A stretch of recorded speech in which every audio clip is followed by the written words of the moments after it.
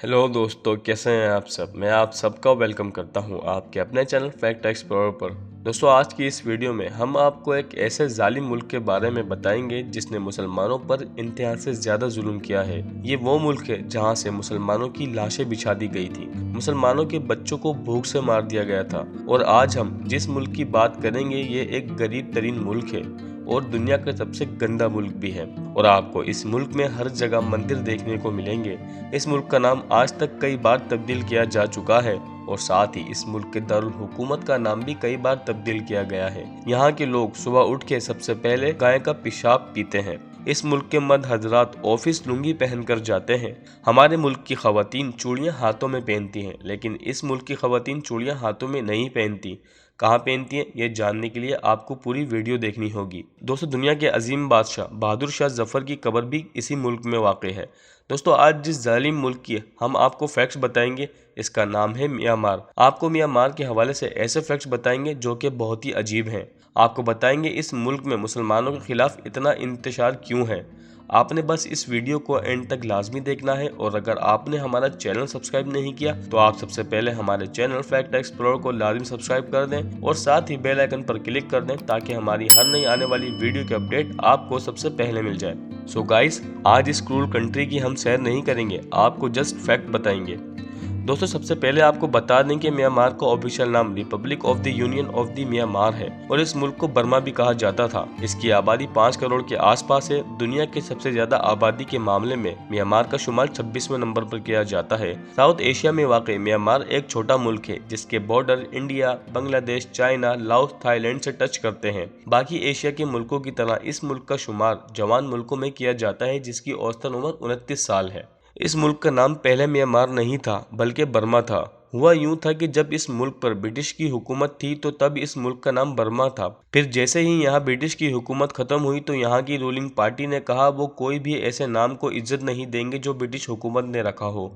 फिर 1989 में बर्मा का नाम तब्दील करके म्यांमार रख दिया गया और मुल्क की तरह मुल्क के दारुल हुकूमत का नाम भी कई बार तब्दील किया गया है।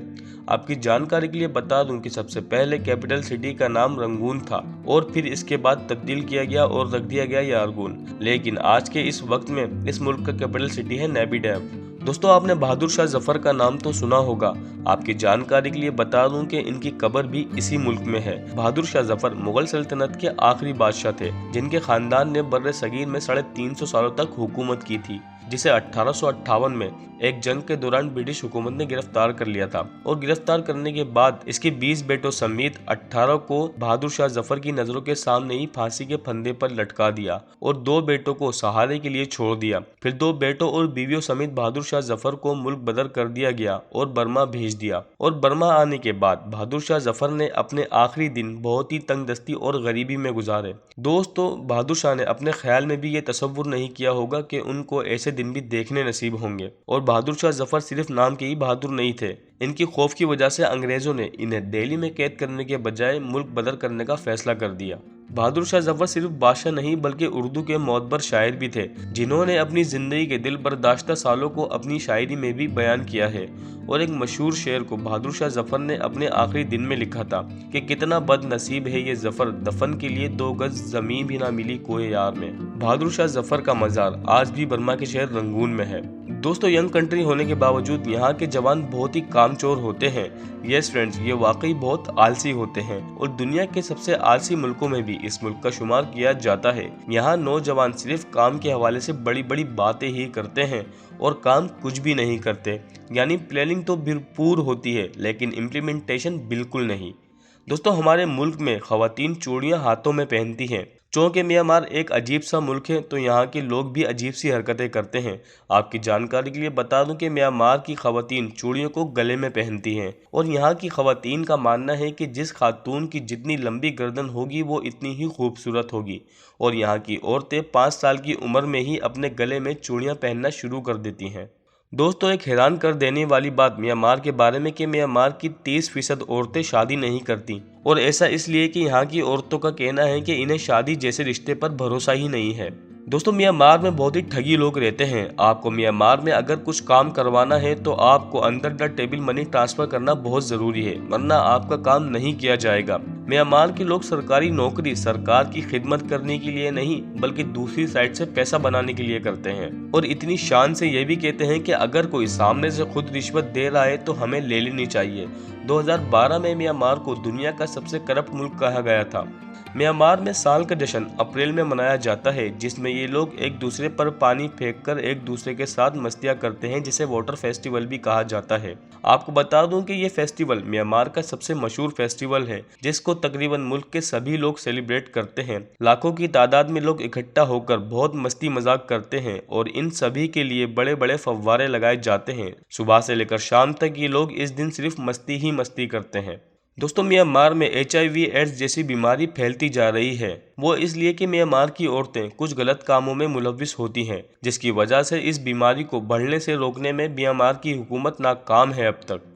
दोस्तों अब जो मैं फैक्ट्स आपको बताने जा रहा हूँ ये सुनकर शायद आपको घिन आ जाए। क्या आप इस बात पर यकीन कर सकते हैं कि म्यांमार में काउ यूरिन थेरेपी का इस्तेमाल किया जाता है? मतलब कि यहाँ पर लोग अपने आप को ठीक करने के लिए गाय के पेशाब का इस्तेमाल करते हैं।